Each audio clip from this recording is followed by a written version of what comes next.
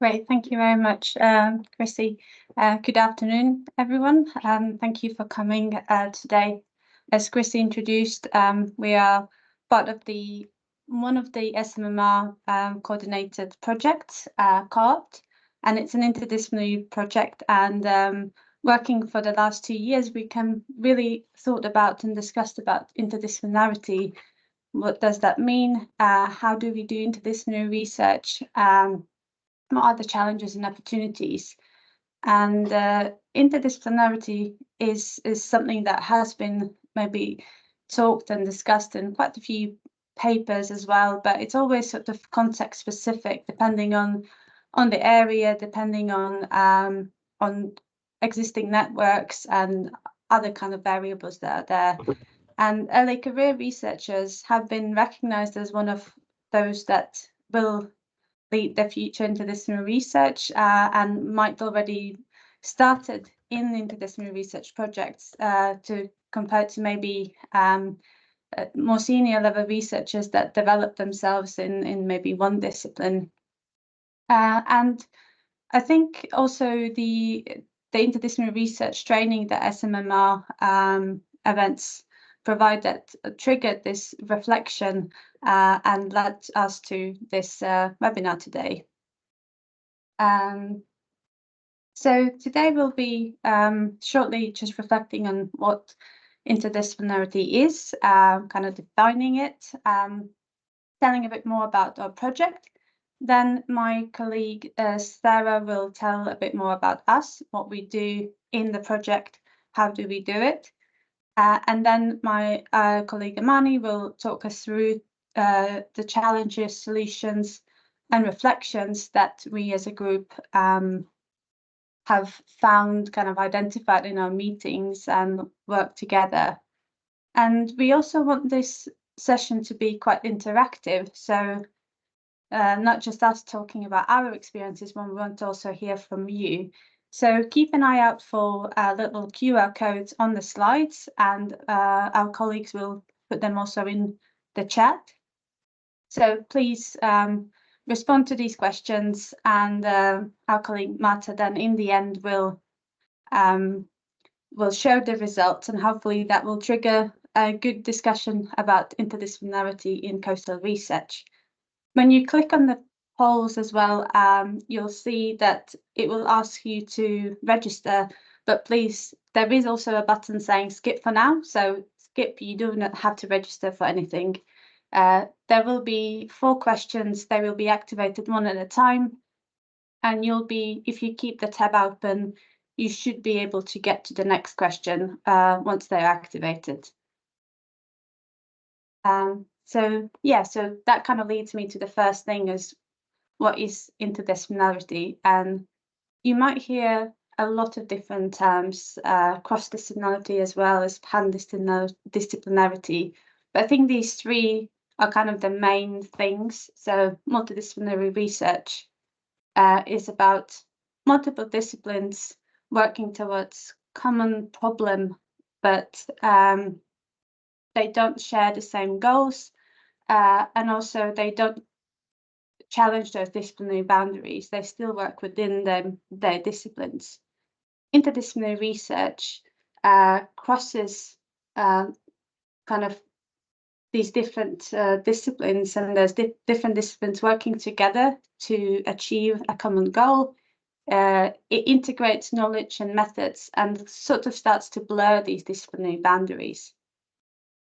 Transdisciplinary research crosses both disciplinary and sectorial boundaries, so involves also collaboration with non-academic partners, and it synthesizes and creates new knowledge and methods, and it transcends disciplinary boundaries.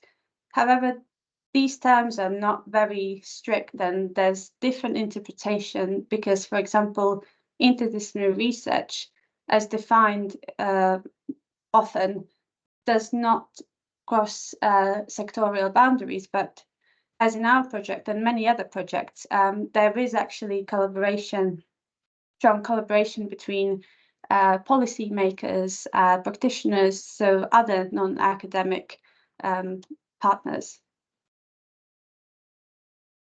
so topics such as climate change and coastal disaster sustainable developments naturally span across human and natural systems. And it's just very sort of natural that we need to have these different disciplines to work together to find solutions. And for example, coastal hazards such as flood events will impact both built and natural environments. It might negatively impact human health and well-being, and so you will need engineering, public health, natural scientists, everyone working together to find these solutions. So it's not really about whether interdisciplinary research is needed, but how do we work together in the most efficient way, and how do we facilitate this joint problem solving? And so what do we do in Co-Opt? Co-Opt, that stands for Resilient Coast Optimizing Co-Benefit Solutions, broadly is trying to support the transition from using grey, hard-engineered structures to more softer nature-based solutions in coastal flood protection in the UK. The aim actually has been written in a way that says develop a new integrated and transdisciplinary system-based framework that supports this transition. And that is to highlight that it is cross-sectorial as well as cross-disciplinary. And the work is defined in 4 work packages. So looking from past, how we managed to coast, to present, to the future of what kind of different solutions there might be. We have 4 case study sites in the UK, 2 in Scotland, 1 in England, 1 in Wales.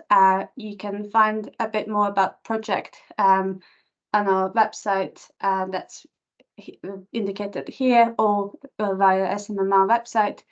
And Sara will now talk a bit more about what we're actually doing, so I'll pass it on to her. Hi, good afternoon, everyone. After Elina's introduction to multi-inter-transdisciplinary work and introduction to our project, so I'm going to tell you who we are and who are the people that doing the groundwork. So what we see in this slide is mostly about how we define ourselves, and we had this discussion the other day, and we were like, how we define ourselves within our discipline and so on. And some of us, we were saying that our background are quite different than the job we are doing within Co-Opt and so on. But anyway, this slide is how we define ourselves on our LinkedIn page. If you go from the top left, this is our colleague, Dr. Marta Meschini. She is in her diving suit, hiding behind that. She is quantitative, qualitative researcher. We have Dr. Amani Becker, next picture. She's our coastal scientist. Dr. Elina Apine, she is environmental social scientist. Dr. Marta Payo, she's our coastal scientist. Dr. Constantinos Matsoukis, he is our coastal modeler, and I'm Sara Kaffashi, I'm economist. So yeah, it is the discussion that how we define the area, because sometimes we look back and we say, oh, our PhD was something different, our master degree was something else, but it's not 100% different, but we do different work. Do we describe ourselves very general? Sometimes I do that. I put economist, because if I say I'm environmental economist and I'm involved with transport project, which they use the same sort of models and theory and so on. I say, oh, what do you do within transport? So I go easy, I go general and say I'm economist. So you see on right-hand side, there is a QR code. Please do scan this QR code. Tell us how you describe your discipline. Let's see if we have how many disciplines we have across the room, and if you have some shared interests, so we might be able to get together and discuss about it. So Elina, please go to the next slide. Now, I told you based on our LinkedIn, how we describe our discipline. In this slide, I'm going to tell you what we do in Co-Opt project. So again, if you look from the top hand side, top left corner, I'm just using my hands. I have difficulties in left, right, push, pull. So I keep using my hands, so it helps me with the direction. So if you go again to the left hand side, top, you see this map of look like a spider net. It's not a spider net. These are our causal maps, and our friend, Dr. Marta Meschini, she's not diving in a deep sea. She's been responsible with our causal maps. I don't know, you might ask her that which one is more difficult, diving in a sea or these maps, but quite a lot of time, effort put into producing those maps. She's trying to find out what is the relationship between system, environmental system, and also decision. And this is a part that she's doing. You see on the right-hand side, top right-hand side, you see quite a lot of envelopes. Elina been responsible with the social part of this project, quite a lot of work on social acceptance, perception, value, introducing everyone almost from all these organizations that they are involved with the decision for the flood, coastal flooding, people who are impacted, and so on, to see that what are the social acceptability of the green solution, if it's acceptable or not, and what is the stakeholder really analysis of this. Amani, our coastal scientist here, is responsible for salt marsh sampling and sediment analysis. And you see this computer with quite a lot of numbers in it and so on. Marta, Payo, and Costa, they are doing our numerical modeling. They are flood modelers for this project, and quite a lot of simulations and so on. Quite, again, another very difficult work. And this Scrooge, the last one, is me. I'm counting the pennies to see that if the work we are doing is really, from the money point of view, if it's viable. I'm responsible for the cost-benefit analysis. So from this picture, you see that there are quite a lot of people and discipline are involved, and all of us are necessary to do this project. I can't do the coastal modeling, I can't do the flood modeling and so on, it's impossible. So we have to really, we need all this discipline to make this project successful, and a lot of real world projects and real world scenarios happening in this sort of interdisciplinary environment, that every job, every discipline is needed, and they have to work together to make things happen. So next slide, please, Elina. So how we work together? I would say pretty well, but pretty well, we reached to the point after 2 years, because we are from different disciplines. Some of us, like me, like Costa, like I would say somehow Marta, Payo, very quantitative. We have some qualitative parts as well, and so on. How we find this common language, and it's impossible if you don't meet, if you don't talk to each other. It's quite impossible to work together, because we have to know about our expectation, and if they are logic, this expectation. I gave again an example of myself, because as a person who does the cost benefit analysis, I am the last step, so I need quite a lot of input from our from the social side of the work, the social acceptability and so on, from our flood modelers, from the sediment sampling and carbon and so on.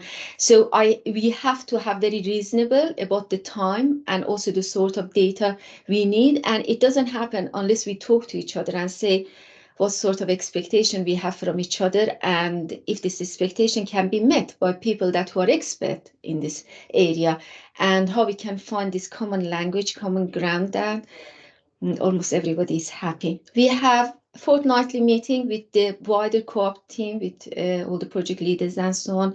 It's quite open, people come and join, and announcement reports and so on. Besides that, every week, PDRAs, we meet with each other, quite regular meetings, Zoom meetings, if we need to talk to different organizations, people and so on, then we have to arrange either visit them in site. You know, we've been to Liverpool, we've been to St Andrews and so on, quite a lot of meetings with different groups, because we need to hear from different people and we need to have understanding of what's going on in the real world, and we reflect it in our work.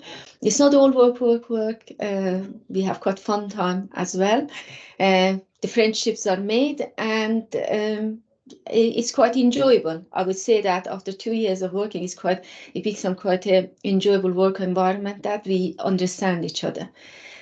And that's from me. My friend Amani, she's going to talk about the challenges, about solutions, and about the reflections. Thanks, Sara. Hi, so I'm Amani, and I'm going to talk about the challenges to start with. Hopefully you've been able to access the poll. The question should now change.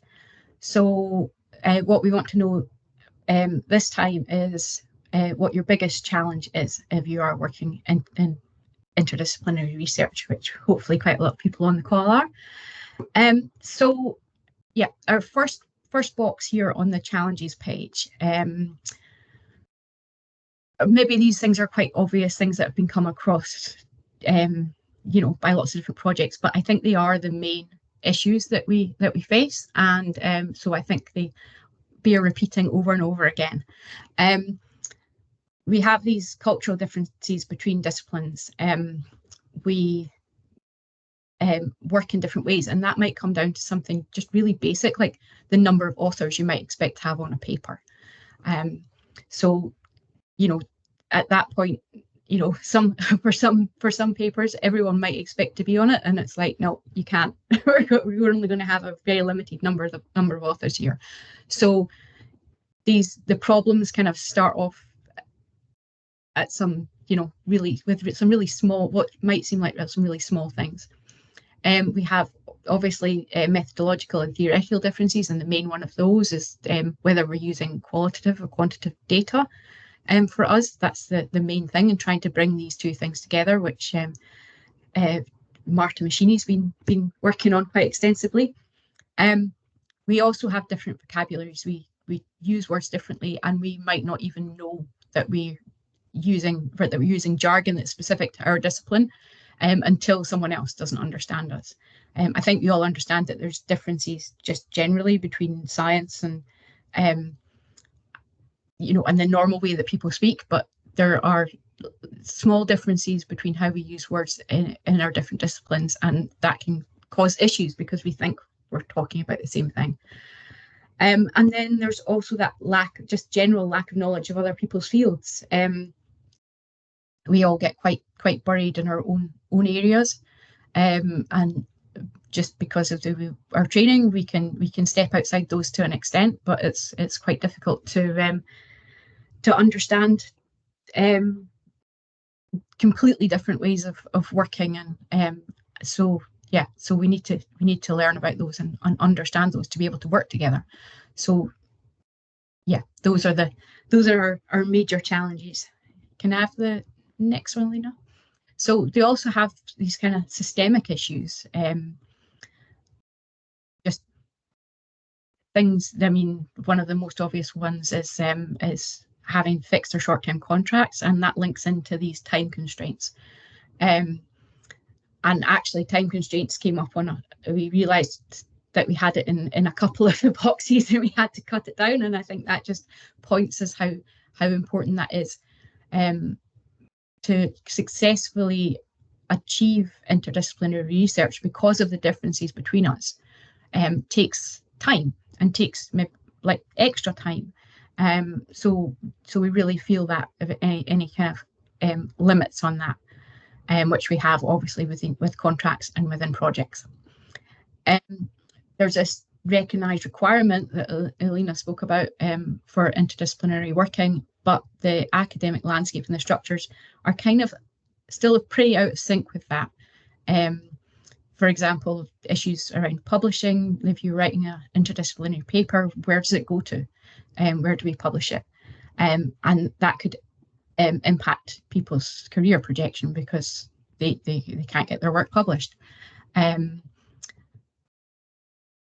There's also maybe a lack of conferences out there that are kind of useful, or that want to hear from us. Although I think these things are changing, it still is kind of out of sync.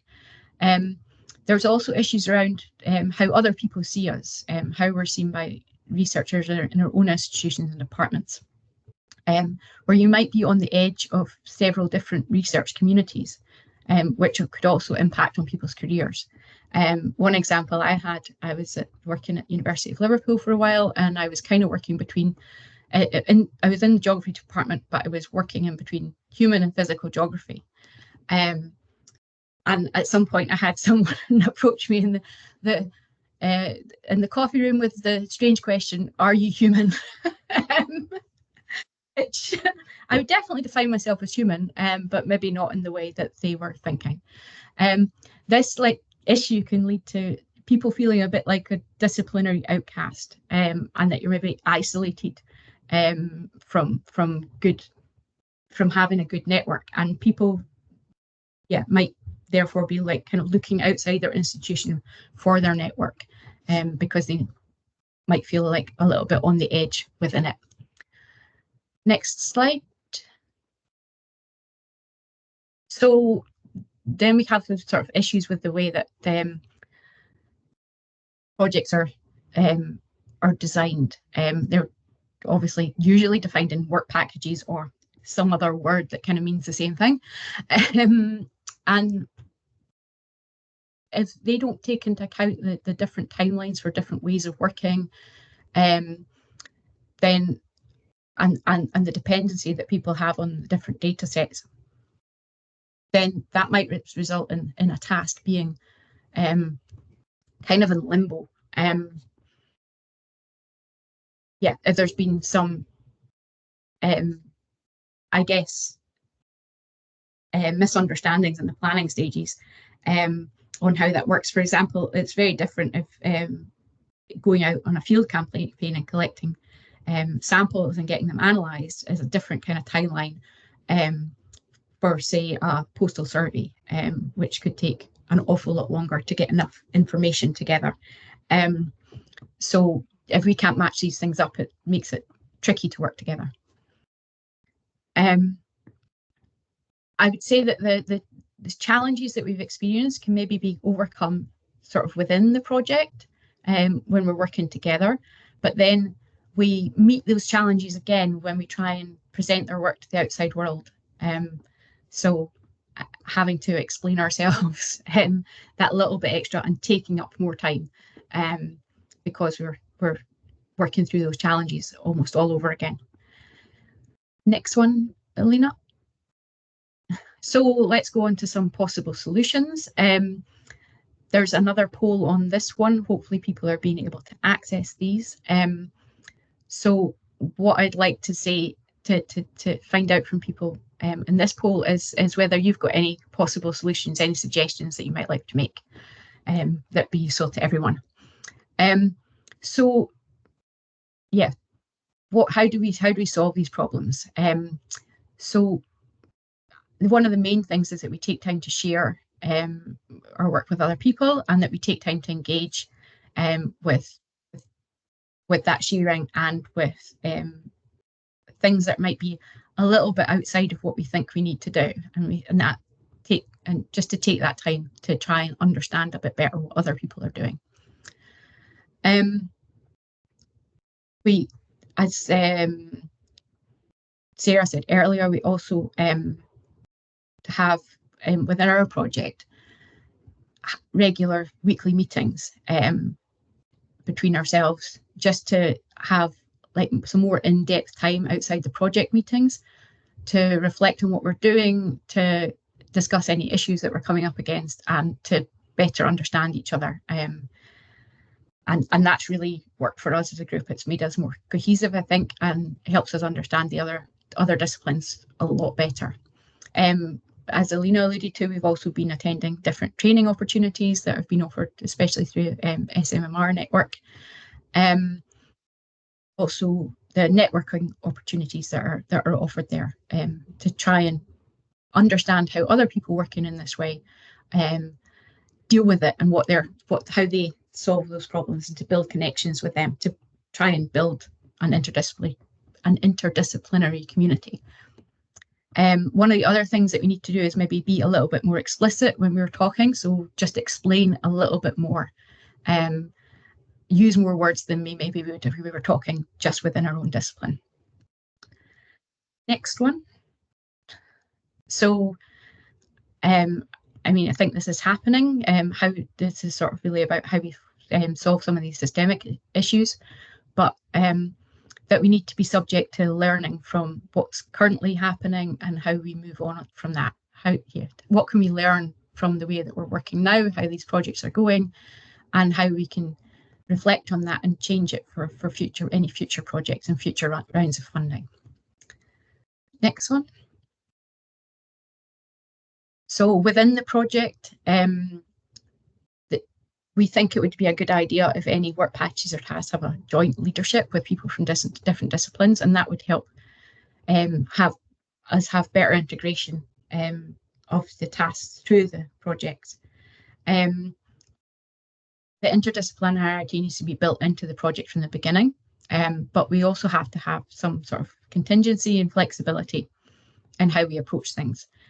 We might find when we're trying to work together that these things aren't really working. The working together is failing in some way, and we have to build ways around that and take the time to change our plans. It's also probably a good idea to have people within the project that are really experienced in interdisciplinary work and are good communicators, and that are able to speak across disciplines and facilitate the communication, because there'll always be people necessary within projects that maybe don't have these skills, and just to help us all through, we need to work together and recognise people's strengths. So I think we'll move on to the reflection slide now. So there's a new poll again for this one, and this is just asking you maybe a couple of words, if you can, describe how you feel about interdisciplinary research. So the early career researchers in this project are a really diverse group of people with different backgrounds and different levels of experience. We also all come from different countries and have different first languages, and this might seem like an extra kind of burden on the project or an extra difficulty, but actually it's something that we feel has helped us, because we're all a little bit more aware maybe about how we communicate and the meaning of and we think more about what we mean when we're using different words. It might actually help us communicate more clearly with each other, that we have to be aware on this other level as well about communication problems. Next one. So flexibility. So I said that in the last slide as well. We need that flexibility because this is a really big learning curve for most people. So everyone from, us, the early career researchers, right up to the kind of the research program or the funder has to have a little bit of flexibility and understanding in this, that this isn't easy and it is a learning curve, and that every new project will be a learning curve because the mix of people and the mix of disciplines is likely to be different. Next one. So, I mean, again, banging on about time, and then time means money as well.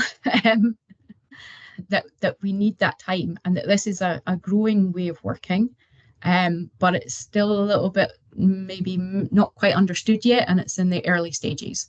It's a long-term vision. There's no kind of short-term fix for it, but as we all do more of it, we'll all learn to do it better.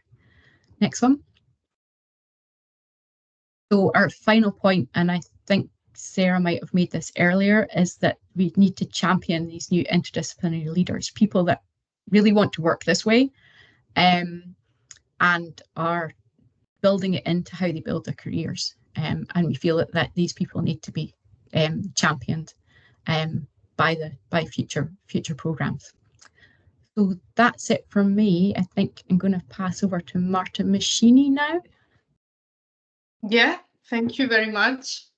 I'm desperately trying to copy and paste all the replies because thank you. You are great. You are so interactive. So I will read just some of them because I didn't have enough time to copy all of them. Sorry about that. Anyway, I will briefly go with you through your results, your replies to the polls. Something amazing I've just discovered at least is that polls everywhere, as you can see, is quite messy. So probably you didn't said only hazards. But anyway, we have several words going around in a very messy and nice way. But I think we can see that there is some great variety in here. And that is also about art, but also engineer, fisheries. That is great. And I would love, I think all of us would love to hear a bit more about it during the discussion. Can we go to the next one, please? Thank you. The biggest challenge also for you, I think, is about the differences that could be cultural, about the method that is used, or about vocabularies. And I think it's, at least for me, it was such a huge thing. And also the work that I'm doing within Co-Opt is about the vocabulary, because basically we can use the same word meaning very different things. So I think it's good when we work with people in different fields or also in the same field, just to be very clear about what we mean about some concepts. And then again, it's 11% about other, and it would be great if you want to share with us these other points that you have in mind. The only reason for which you didn't find a text box in there is because we were not able to understand how you can add on this question without doing another one, because we thought that 4 questions in 30 minutes would be enough. Great. Now I'm going just to switch and read the responses because there are too many. So about the possibility that you have in mind, you mentioned approach it with the attitude of I don't know everything. I love it. And then integrating interdisciplinary view at early stage, for example, schools. I'm not going to say that I love all of them, but it's going to be the case. Map different objectives from each of the discipline and prioritize based on a timeline following the overall goals. Be good to use fair work contracts to engage with freelancers so they can be paid fairly for all time and expenses, and to be specific about in-kind support. And I will just mention something very briefly in here, and I completely agree. And I think we are experiencing this also in the project with the stakeholders engagement, because for now, at least, the stakeholder, I mean, I know we shouldn't use stakeholders anymore. Sorry about that. Is all the interested parties in a project are basically, we plan on the engagement, but we plan also on their free time. And this is something that is not object of this seminar, so I will just leave it there. Then another possible solution is meet in person. And I agree, we had some great meals together, and this was very good to build our relationship. And then again, communication is key. Be honest with timescales and capabilities from the start of the project. I can't agree more. In my case, we are delivering with such a great delay, but it's just because we are kind of trying to develop this more interdisciplinary and participatory approach. And yeah, and I think the last one is about fund project development phases, not just post-objective setting. And now I will briefly go to the last one, for which we have 19 responses. And I will put the screenshot in the presentation, sorry, because it's so nice. And yep. It's going to be there in a minute, sorry. Can you see it in the last slide? Yeah, exactly. Thank you. So how do you feel about interdisciplinary research? And I love that it's important, but also great in the very middle, in the very center, and also challenges. And yeah, so I think that now with this great feedback that we had, I think I will leave again the floor to Elina that will facilitate the discussion. And thank you so much for being so active in the pools. And that's it.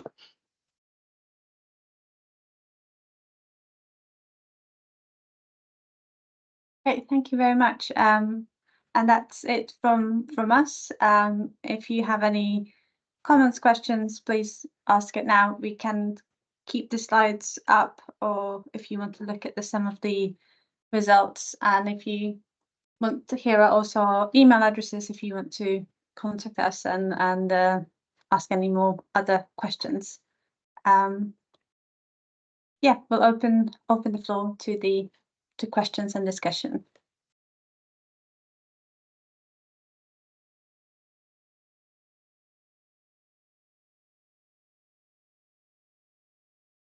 Thanks from my side. I'll just start for this very nice presentation. I also love the tool of the poll just to interact and to see everyone participating. It's really nice and a very cool idea to integrate.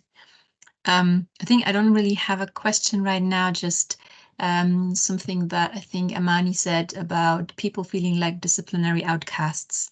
That kind of rang with me. I like that term and I hate that term because maybe I come from a background of social science and now surrounded by in the marine environment, like many other people as well, adapting, learning new things every day.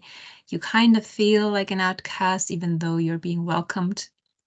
So it is just interesting to hear that being said by someone else as well. It helps. Maybe this is also a good solution, just to exchange these experiences and know, okay, others feel the same way, but there are solutions.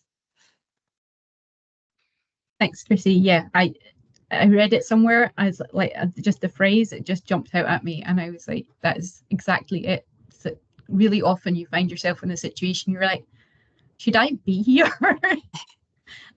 And it's not that people are being horrible, it's just that you're kind of feel that you're maybe not the right person, or and they're quite the right fit. Yes, exactly. I think I saw a hand flash up there from Dave. Yeah, thank you. Good presentation. I want to put the opposite view, which is that sometimes the outsider is the one with knowledge that the others don't have. And that it can be difficult to put that forward. And I've been in that situation as a biologist talking to sedimentologists, or sedimentologists talking to biologists, and we all make assumptions about our science. But actually, it's the outsider that sometimes comes in and goes, well, actually, that's wrong because you haven't thought of this. So I think Chris is right. You know, you can feel like the outcast, but often the outcast has quite a lot of value. Thank you. Thanks, Dave. Yeah, hopefully we do. Yeah, we can help, and we can solve some problems with our weird positions and different views. I saw a hand there. Was it Chloe? Yeah, just continuing along that line of thought, I think I agree with the perspective shared so far, but I think I also find myself kind of getting a bit tired in some situations being the advocate. So my background is interdisciplinary in nature. So I'm fortunate that I can represent marine ecologists and social scientists. But I often find that if I go into a space where I think, oh, this will be great, I haven't done much marine ecology in a while, I'll get to talk about marine ecology, I end up having to be the advocate for thinking about the social aspects of marine ecology. And the opposite is sometimes true as well. And so I guess there's kind of maybe others can relate to this as like a fatigue if you are an interdisciplinary individual, having to always be the voice of the underrepresented disciplines. And so, you know, I'd rather do that than not have those voices heard. But I guess communicating to some people who you know, we need people who are specialists and really focus on one discipline, but I guess making sure that those individuals know that they can't ignore the other disciplines, and kind of being a bit more mindful that it shouldn't fall on one or two interdisciplinary individuals to take up that task of constantly kind of, yeah, I guess challenging the status quo in a way, depending on the conversation.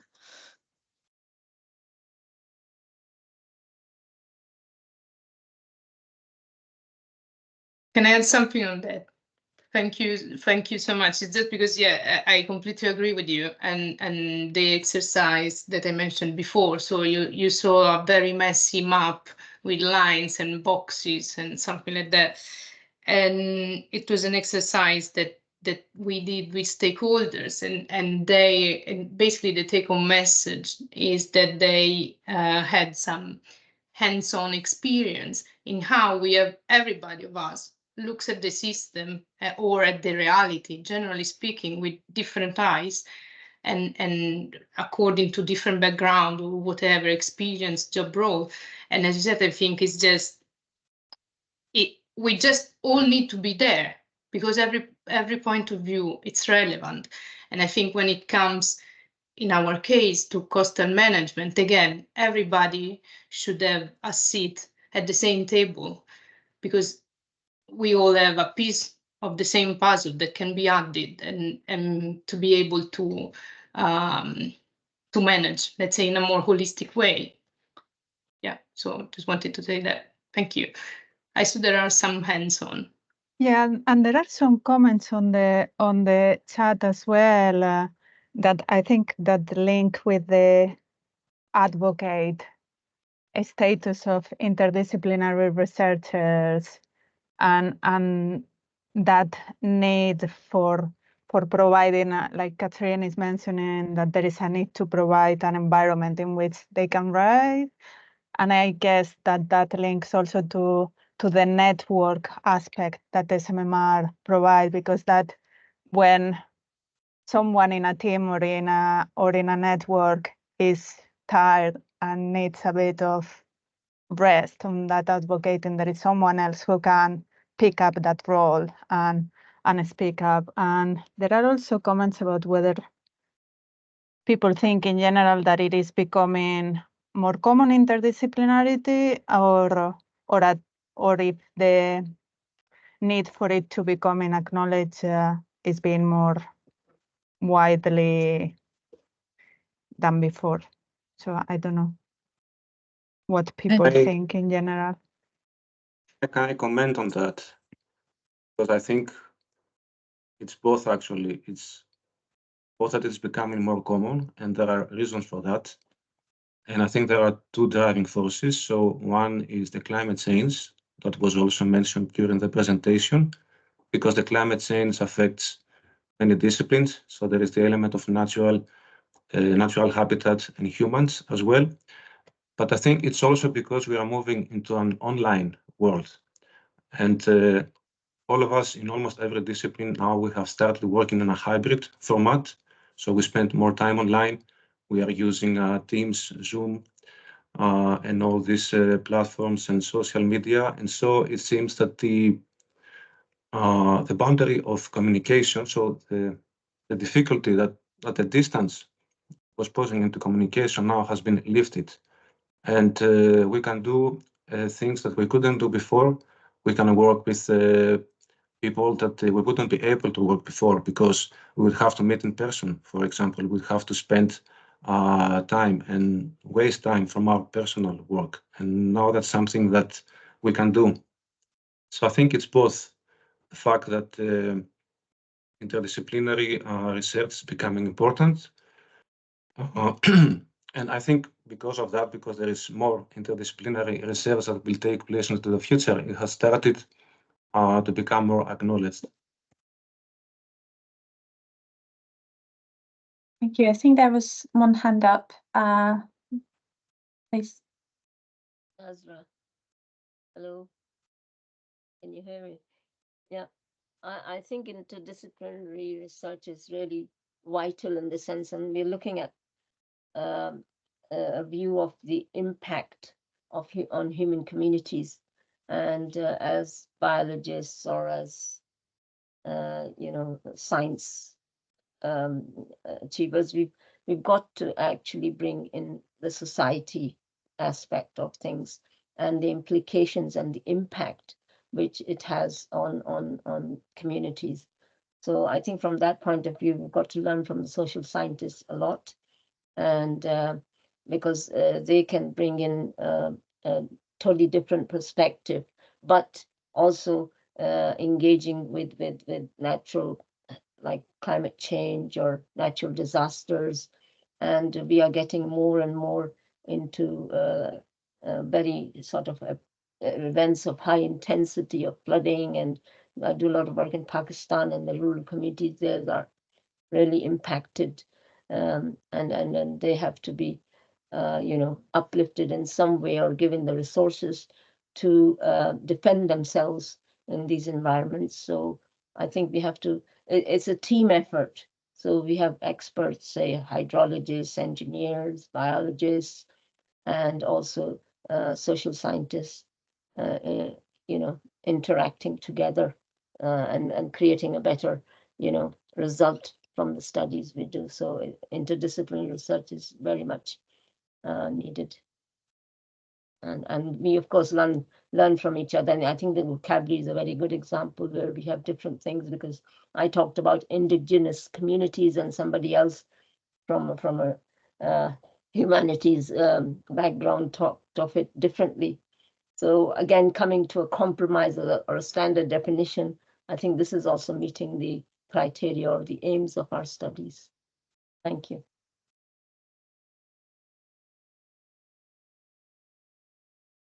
Thanks. Those are some, really good points there. And I think, some of the work that we do actually pushes our own disciplines forward in a way. I think that comment at the end about language, I think that's, really useful. I just wanted to sort of pick up something in the chat here, which is about respecting across disciplines, that some people sometimes feel that the discipline that they're in, other people feel that they could maybe do it themselves. And I think that's something that people have come across, and I've certainly sort of maybe noticed other people doing it, where they're sort of like, oh, maybe we could just do that ourselves. And I think that is that there's no point in asking people along to work with you and then sort of diminish their work and their years of study by not respecting that they do actually know what they're talking about, and that that they're the experts, and that's why you've asked them along. And I think, and sometimes what we've come across when we're working is that all of us feel that because we've got to work together, that all of us feel a little bit that that our area is not getting enough attention. And that's, it's quite difficult, because we've got to find that kind of balance, that sometimes one side is thinking they're not getting in, that their viewpoint isn't getting enough attention, but the people on the other side are feeling exactly the same thing. And I guess that's something to do with just the nature of compromise, right? And how we have to find a way forward working together. That there's not going to be a winner in this situation. Can I also just say that I think nowadays a lot of research is aiming or focused on omics, whatever, genomics, or these types of things, and DNA and all that. And I've not actually worked in that sort of discipline, and this is really, I recently put in a grant with somebody, and looking at it from my point of view in terms of environmental impact assessments and so on, it does actually link, or we can sort of collaborate, and that interdisciplinarity is also very interesting. It's a sort of up-to-date technology and skills development, which can also link up with people who have not had that skill training, but they can apply it to disciplines in their own sort of regime of, say, environment and impact on communities. So I think that's a good example. Thank you. Yeah, I think it really has opened up doors to like maybe more innovative thinking of how to approach those issues and problems from like these different ways. We also have a few questions in the chat. For example, the last one is, what is an interdisciplinary reader to us, and is it someone specialized in different topics or overall manager ensuring all voices are heard and everyone got the same common understanding of the goal?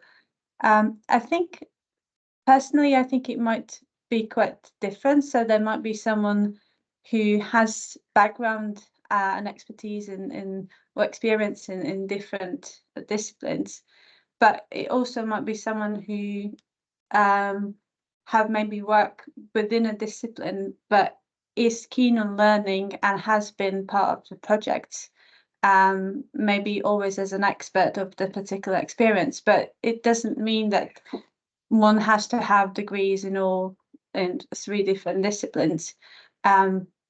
So yeah, I think it's, to me, I would say both, but they always have to have an open mind and an interest in learning and communication and engaging with other disciplines. Is there other opinion among my colleagues?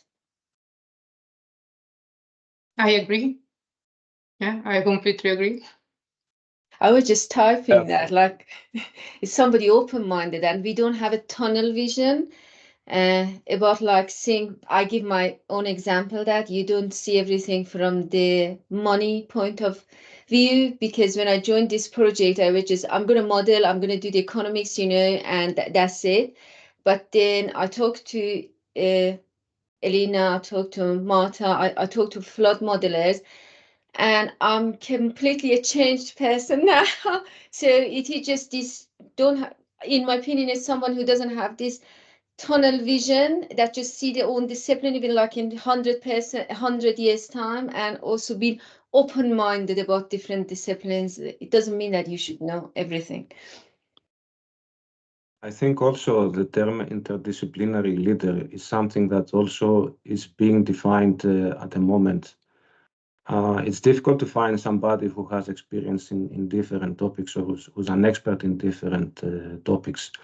But in the future, you may find people who would have been involved in more than one interdisciplinary project, and they will have built experience on how to deal with interdisciplinary projects and any issues that they may arrive in the meantime.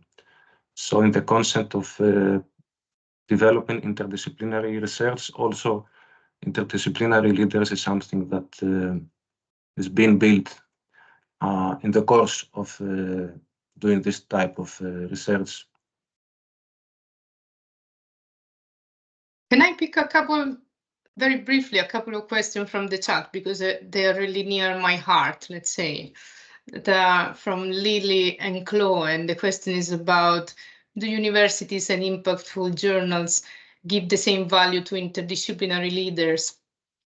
And then, yeah, I think and Chloe replying. So it's just to share, because I just like to be very honest. So just to share a bit of personal experience. So I define myself as qualitative researcher, because I have no idea how to define myself, basically. And because I'm moving between environmental and social sciences with bits of policy, with bits of gamification. So it's a kind of a mix. And I feel like it's very challenging then to understand how to sell yourself. I mean, to sell, but I feel it's quite tricky, because I recently applied for a permanent position somewhere, and I mean, probably was very confused trying to define myself, so I didn't succeed. But the feedback basically was, it's great that you have all these different kinds of interest, but not here, because in that case they were looking for something that was very specialized on that line. So I just think that it can be challenging. What I'm finding very challenging is to understand how to present myself, having all these different interests and research areas. But I think it's something that is going to grow in the academia and around. So yeah, and I think we are about to finish our time. I want to leave the floor to Elina. Thank you. I'll try to quickly respond to the last question about imposter syndrome, and I can definitely say yes, because I think similar to everyone else here, I really struggle to define myself because I have degree in biology, and as you saw in the picture, I was dissecting a crab there, because my PhD was both doing biology and social sciences, but I would define myself as an environmental social scientist because since my master's, actually, I have used social science methods, and so I can do kind of both, but actually currently I would not do any biology sort of approaches. So, but then I always feel really strange of saying I'm an environmental social scientist. So yeah, and I kind of